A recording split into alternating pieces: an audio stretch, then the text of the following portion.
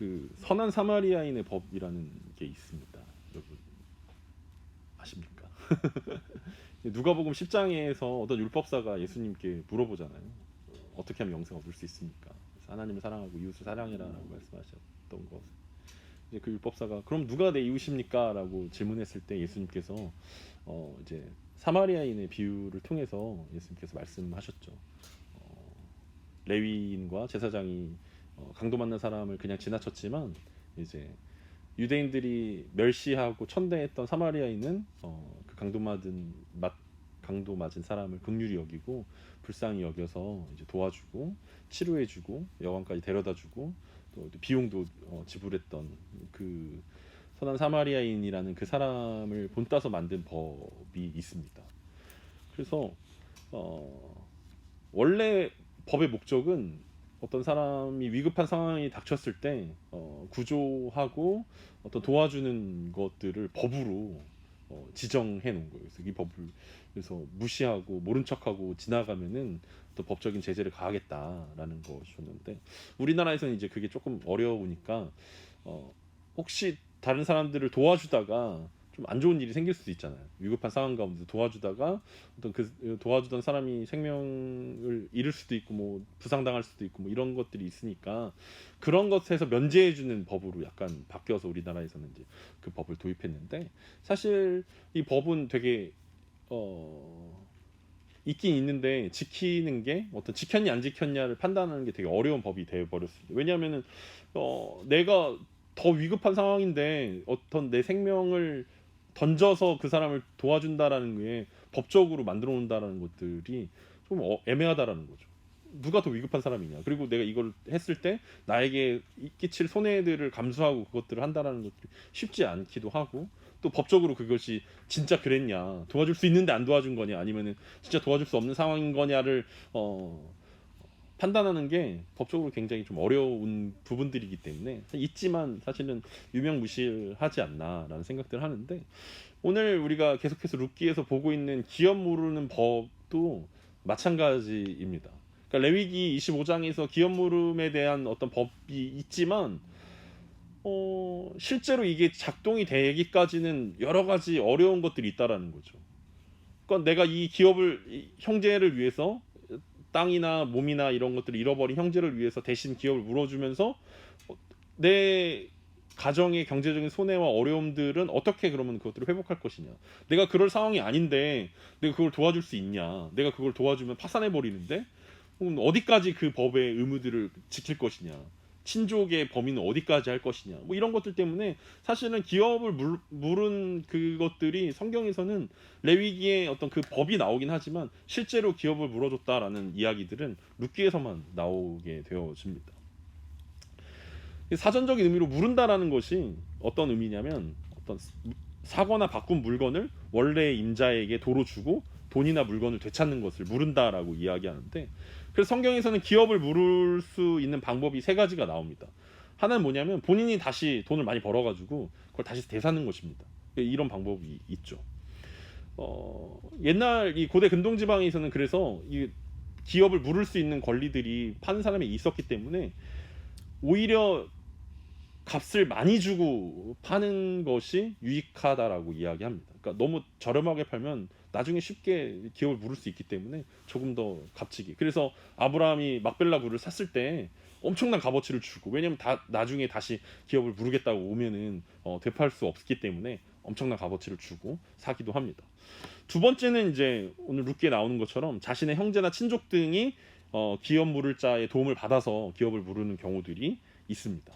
그러니까 친족들의 도움을 받아서 자신의 형제의 어떤 몸이나 땅을 되팔아주는 거, 되사주는 뭐 이런 방법이 있고 마지막 세 번째는 뭐 자신의 능력도 안 되고 친족들의 능력도 안 되면 안식년을 7번 거치면 이제 희년이 나옵니다. 50년째가 이제 희년이 되어지는데 희년이 올 때까지 기다리는 방법이 있습니다. 그러니까 희년이 오면은 다시 원래 주인에게 돌려줘야 하기 때문에 희년이 올 때까지 기다리는 방법. 이 세 가지 방법으로 기업을 물을 수가 있었는데 오늘 본문에 등장하는 나오미와 룻은 본인들의 힘으로는 이 기업을 물을 수가 없기 때문에 이제 보아스의 힘을 빌려서 친족의 힘을 빌려서 기업을 물는 방법들을 선택했습니다. 지난주에 살펴보았던 3장에서 나오미는 룻에게 가만히 있으라고 이야기했죠. 보아스가 쉬지 않고 일하는 것을 지켜보자라고 했는데 그것은 전능하신 하나님과 또 하나님의 사람이었던 보아스에 대한 신뢰의 결과물들이었다라고 우리가 말씀을 나눴습니다. 그리고 그 신뢰에 걸맞게 보아스가 열심히 기업을 무르기 위해서 일하는 모습이 오늘의 내용입니다. 어떻게 보아스가 룻과 나오미에게 했던 약속을 지켜가는지 오늘 본문을 통해서 함께 살펴보았으면 좋겠습니다.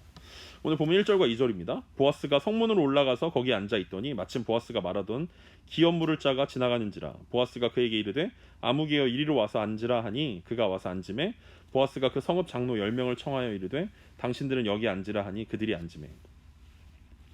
룻기라는 성경을 드라마로 치면은 1장에서는 배경이 이제 모압 땅이었고 2장에서는 보아스의 밭이었고 3장에서는 타작마당이었다면 4장에서는 배경이 되는 게 베들레헴 성문이 이제 배경이 되어지고 있습니다.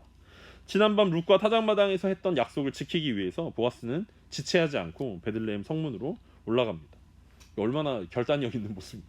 바로 지난 밤에 얘기했는데 아침이 되자마자 성문으로 올라가서 문제를 해결하겠다는 의지들을 보여주고 있습니다. 그러니까 우리 같으면 좀 고민할 거 아니에요. 이게 정말 맞는 건가? 가능성이 있는 건가? 나한테 정말 룻이 맞을까? 뭐 어떤 기업을 무르는 게 맞을까? 뭐 이런 것들을 고민하고 생각해보고 사람들한테 물어보고 막 할 텐데 보아스는 바로 결단하고 아침이 되자마자 성문에 이르렀습니다. 이스라엘에서 성문은 많은 일들을 처리하는 곳이었습니다. 때로는 오늘 본문처럼 법정의 역할들을 하기도 하고 동사무소의 역할들을 하기도 하고 부동산의 역할들을 하기도 하고 때로는 모임이나 집회들을 열기도 하고 예배를 드리기도 하고 또 교제의 공간이기도 했습니다. 보아스는 능숙하게 성문으로 올라가서 거기에 앉았습니다. 재판을 이제 진행하겠다라는 의지들을 보여주는 것입니다. 그런데 오늘 본문에서 뭐라고 이야기합니까? 마침 기업 물을 자가 지나가는 것을 보았다라고 이야기합니다. 우리 마침이라는 단어는 2장에서 우리가 보았던 적이 있습니다. 마침과 우연히 사이에 있었던 보아스와 룻을 우리가 기억하지 않습니까?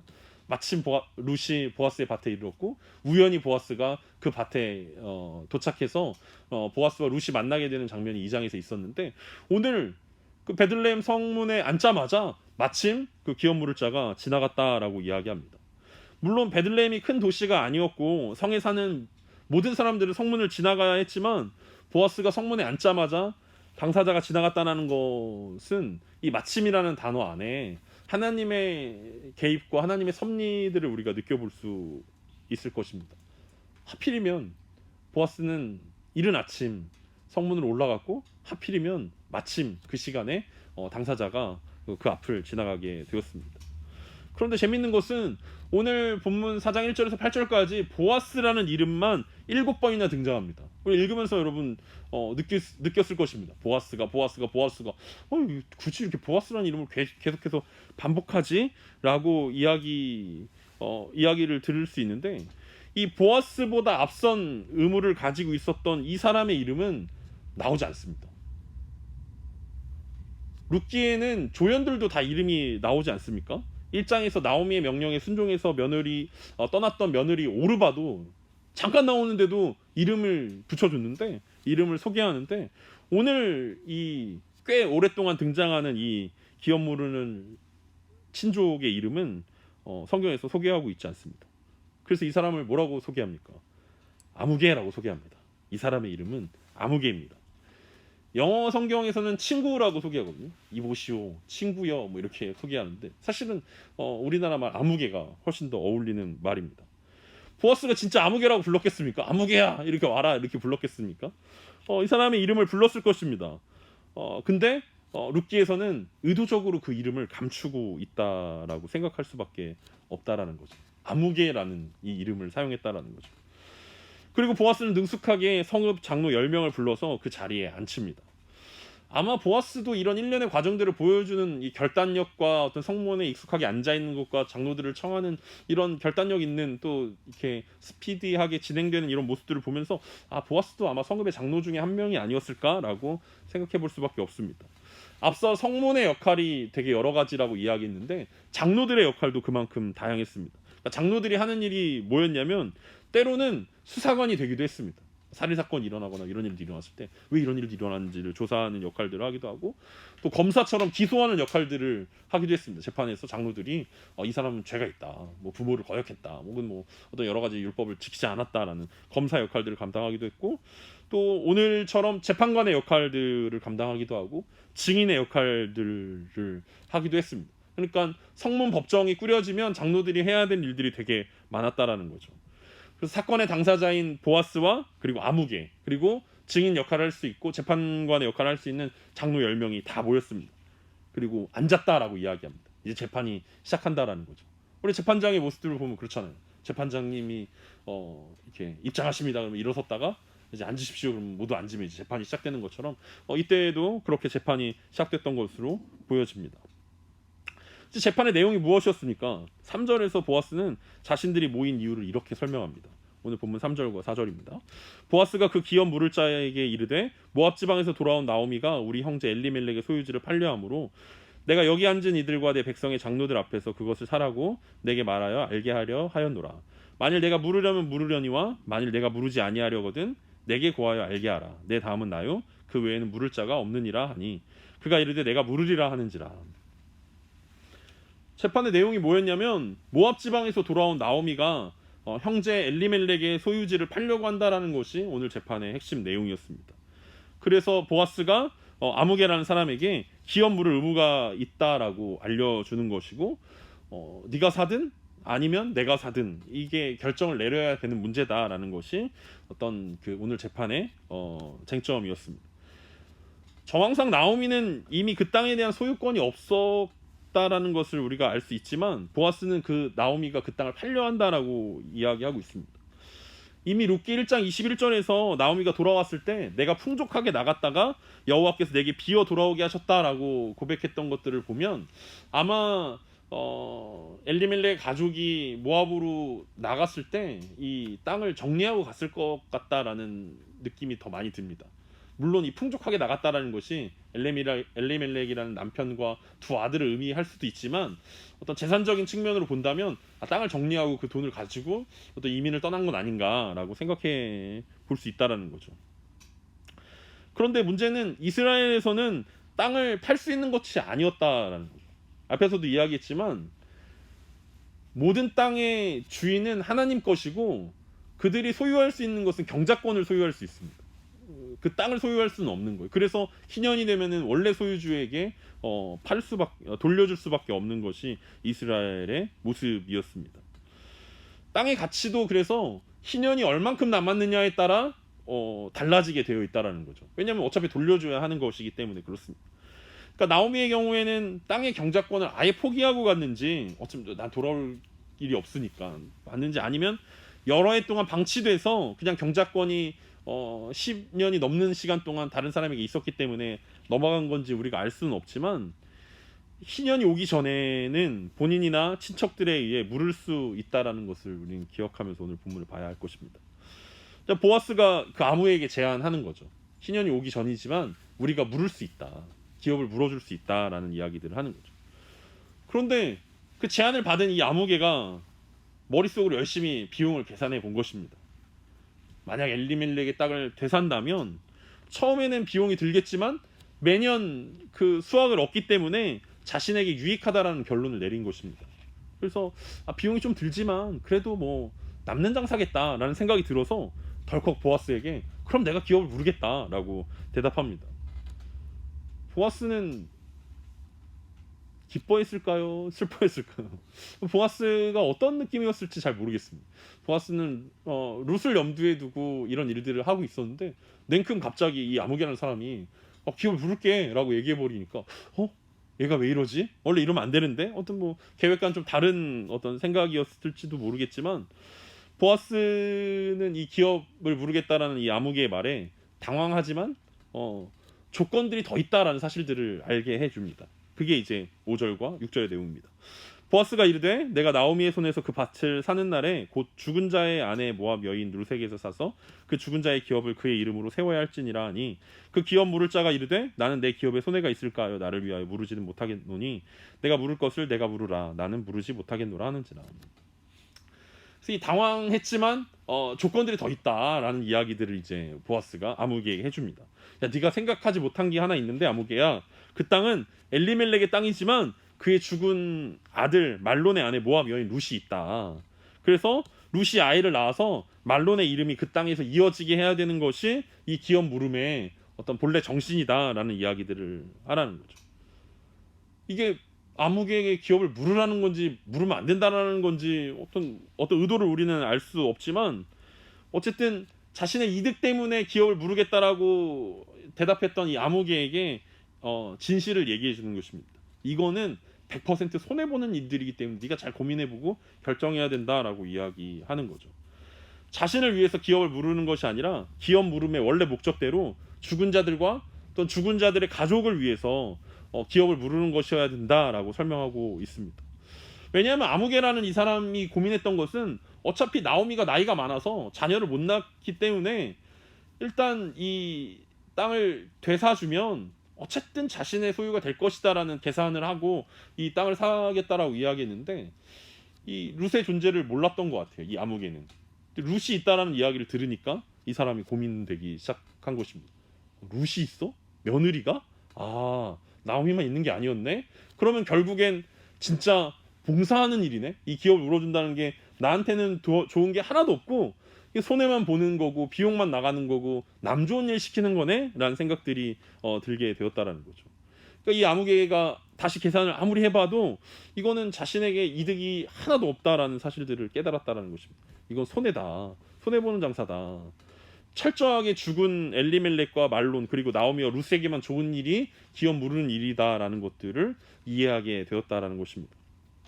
그래서 이 아무개가 어떻게 이야기합니까? 나를 대신해서 보아스 네가 물으라고 양보하게 되는 것입니다.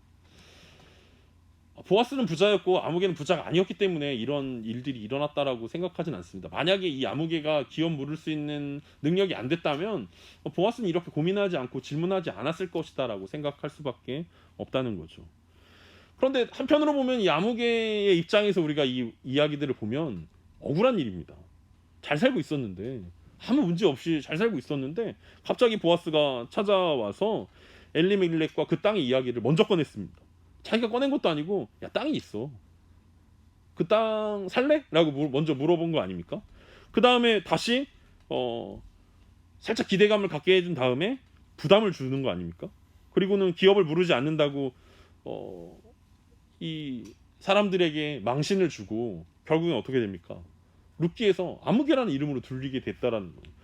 이날 보아스를 만나지 않았다면 이 아무개는 자신의 이름으로 정정당당하게 돈 많이 벌고 행복하고 잘 살 수 있었는데, 오늘 아침에 갑자기 보아스를 만나고 땅 얘기 묻고 룻 얘기하고 이러면서 자신을 망신당하게 하고 굉장히 슬퍼진 이야기가 됐을 거라는 생각들이 든다라는 거죠. 이 아무개라는 이름으로 영원히 모든 사람들이 이 사람의 이름은 아무개다라고 불리게 되었다라는 것입니다.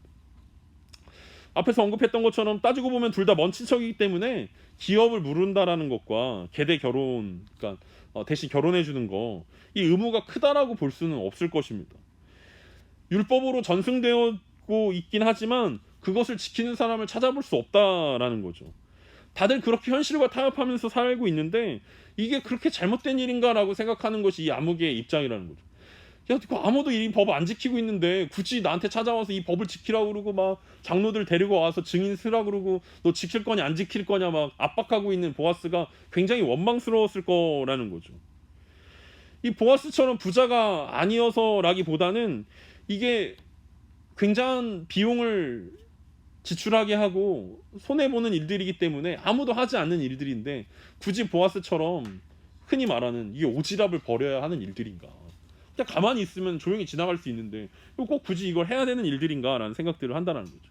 근데 보아스는 헤세드라는 그 인자와 자비 그리고 긍휼함이 있었기 때문에 오지랖을 부려서까지도 룻과 나오미를 도와주고 싶었던 것이고, 자기는 그 정도의 헤세드가 없었고 그러고 싶지 않았는데 굳이 하라고 막 강요하고 있는 모습들이 이 보아스를 못마땅하게 생각했을 수도 있겠다라는 생각들을 하게 됩니다.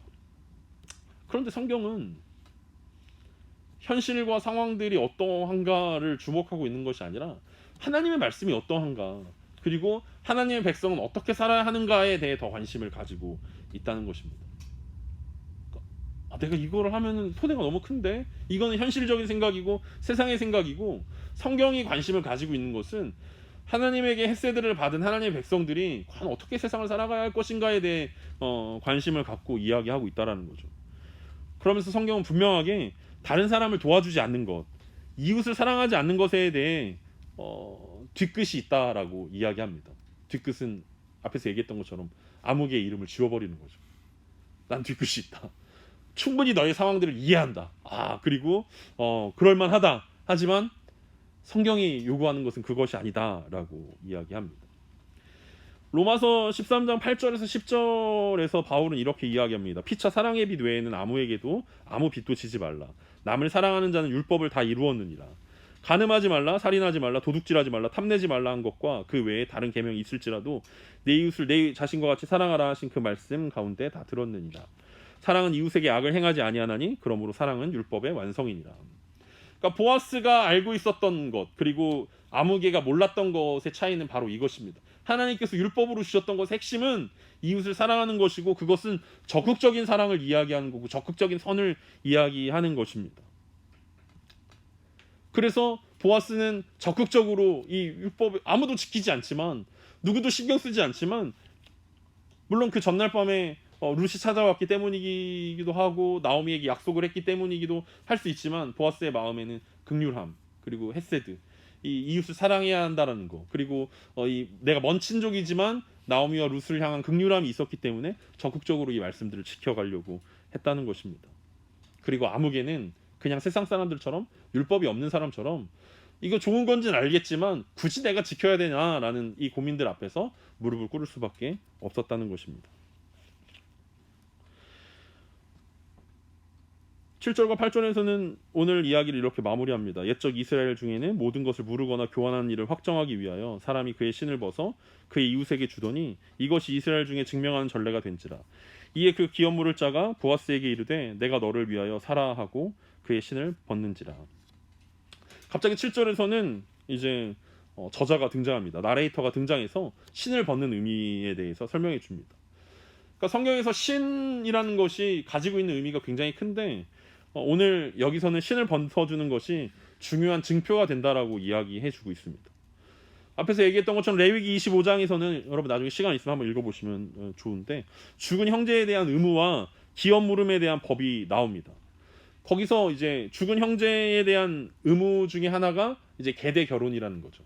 형수나 어떤 그 사람과, 죽은 형수나 뭐 이 사람과 결혼해 주는 것입니다. 그런데 남편의 형제가 형제에 대한 의무들을 다하지 않을 때 어떻게 하냐면 성읍 장로들을 다 불러다가 신을 벗기게 됩니다. 그리고 그의 얼굴에 침을 뱉습니다. 그 다음에 사람들이 뭐라고 부르냐면 대대로 신 벗김 받은 자의 집이라고 부르라고 명령하는 것이 레위기에서 나오는 어떤 형제에 대한, 죽은 형제에 대한 의무를 다하지 않는 사람들에게 당하게 되는 벌입니다.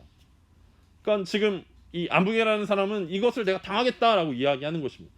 내가 신 벗김을 당한 자라고 내가 대대로 그렇게 불리다 하더라도 이게 훨씬 더 나에게 이익이 된다, 나는 이게 훨씬 더 좋겠다라고 선택했다라는 거죠. 그의 집은 대대로 신벗김 받은 자의 집이라 불릴 것이지만 자기는 그것을 감수하고서라도 기업을 무르지 않겠다라고 이야기합니다.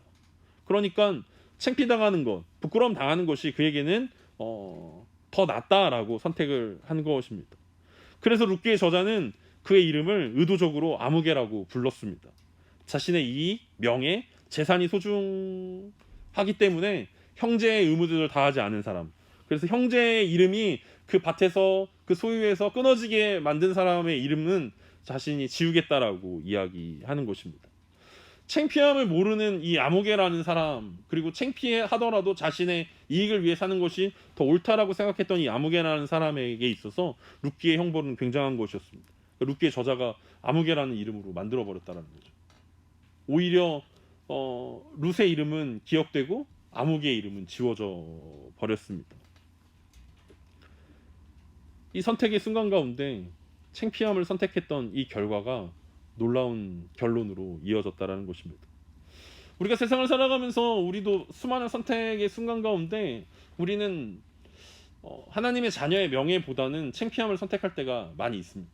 세상도 다 그렇잖아. 세상 사람들도 다 그렇게 살아가잖아. 그냥 내 이익과 내 유익과 내 만족이 훨씬 더 중요하잖아 라고 우리는 잠깐의 어떤 고통? 잠깐의 명예가 떨어지는 것, 내가 하나님의 자녀로서의 어떤 명예보다는 그냥 세상 사람들이 다 살아가는 어떤 그런 방법들을 선택하고 그것이 더 유익한 결정이다라고 이야기할 때가 많이 있습니다. 마치 우리가 설교 시작하면서 선한 사마리아인의 법이 있지만 유명무실해진 것과 마찬가지의 이야기로 하나님의 법이 우리 가운데 유명무실해져 버렸다라는 거죠. 그런데 보아스는 이제 다른 결정들을 하고 있다라는 것들을 우리가 이야기합니다. 법으로 무언가를 유지하고 무언가를 하게 만든다라는 것은 어떤 좋은 결과들을 얻을 수는 없을 것입니다. 그러니까 법적으로 이 아무개에게 책임이 있냐 없냐를 결정하기에는 굉장히 어렵다라는 거예요. 진짜 책임이 있었기 때문에 안 했다라는 어떤 죄가 아니라 책임 소재를 이야기하기가 굉장히 불분명하다라는 거죠. 그런데 마태복음 25장에 가면 예수님이 이제 재림 때 심판이 있을 것이다라는 이야기들을 하면서 양과 염소를 구분하는 기준에 대해서 설명해 줍니다. 어떤 임금에 빗대어서 예수님께 설명해 주는데 양과 염소를 구별하는 기준이 뭐였냐면 임금이 이렇게 얘기합니다. 먹을 것과 마실 것을 주고 나그네를 대접하지 않았다라는 것이 염소와 양이 되는 기준이라는 거죠. 구원받은 양과 구원받지 못하는 염소의 기준이 무엇이었냐면 가난한 자들에게 먹을 것을 주는 것과 마실 것을 주는 것과 나그네를 대접하는 것이다라고 이야기합니다.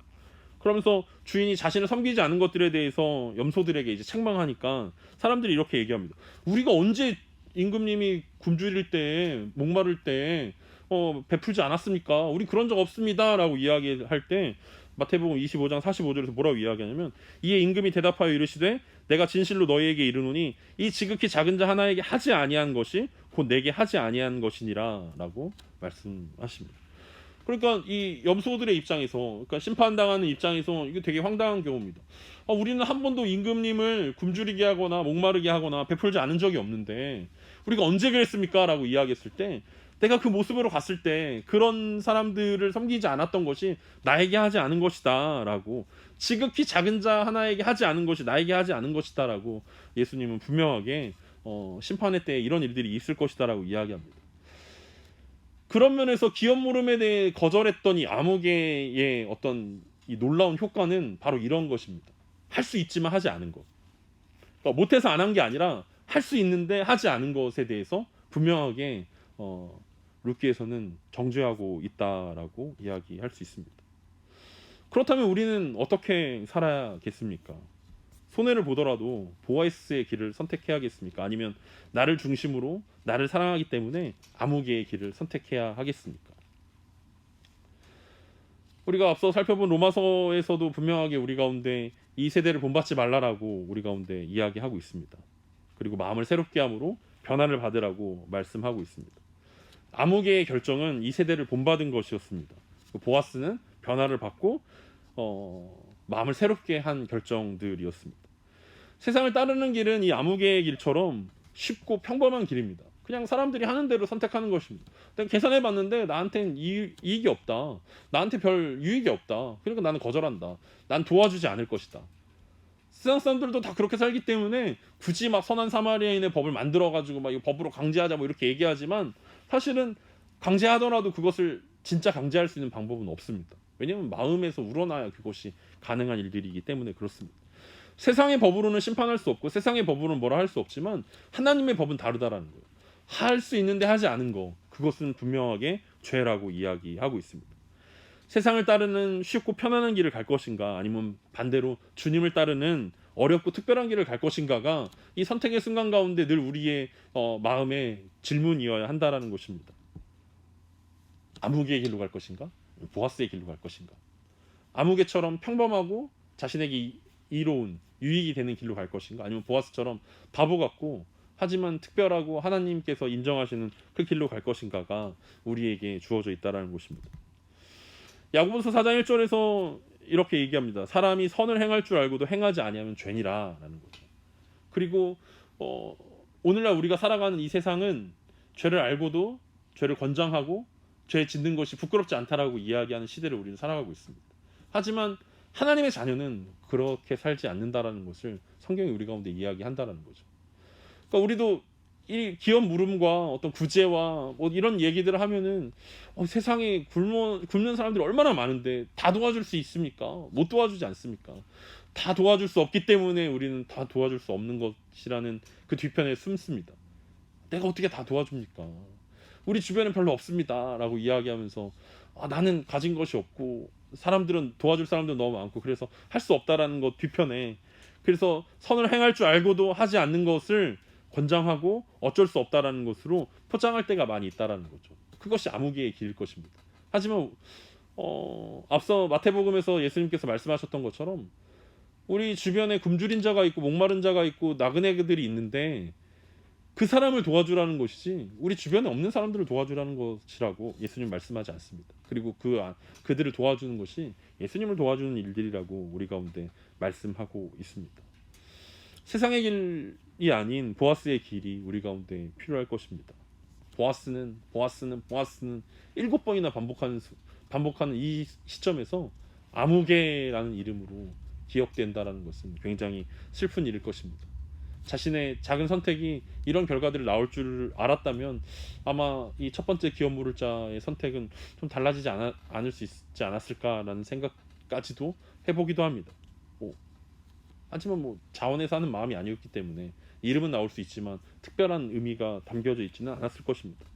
중요한 것은 이 보아스와 이 아무개의 이야기를 통해서 우리의 선택의 순간 가운데 우리는 어떤 선택들을 하고 있는지에 대한 물음을 성경은 우리 가운데 던지고 있습니다. 무엇을 기준으로 어떤 길을 선택하고 있는지 계산을 해서 내 유익이냐 아니냐를 놓고 고민하고 있다면 오늘 내 유익은 좀 줄어들더라도 내가 손해보더라도 나오미와 룻을 위한 선택을 했던 보아스의 결정들을 우리가 존중하고 우리의 선택도 하나님의 자녀다운 선택되었으면 좋겠습니다. 그게 성경의 인물들이 우리 가운데 보여주었던 믿음의 선택들이었다는 거죠. 믿음이 없으면 세상의 길로 갈 수 있지만 믿음이 있다면 하나님의 길을 선택할 수밖에 없고 손해보지만 그리고 이익이 줄어들 수 있지만 하나님의 나라를 세워가는 그 결정들이 우리의 결정일 것입니다. 오늘 말씀들을 기억하면서 우리 함께 바보 같지만 특별한 길, 오지랖 같지만 이웃을 사랑하는 길로 함께 걸어가는 우리 모두가 되어지길 간절히 소망합니다.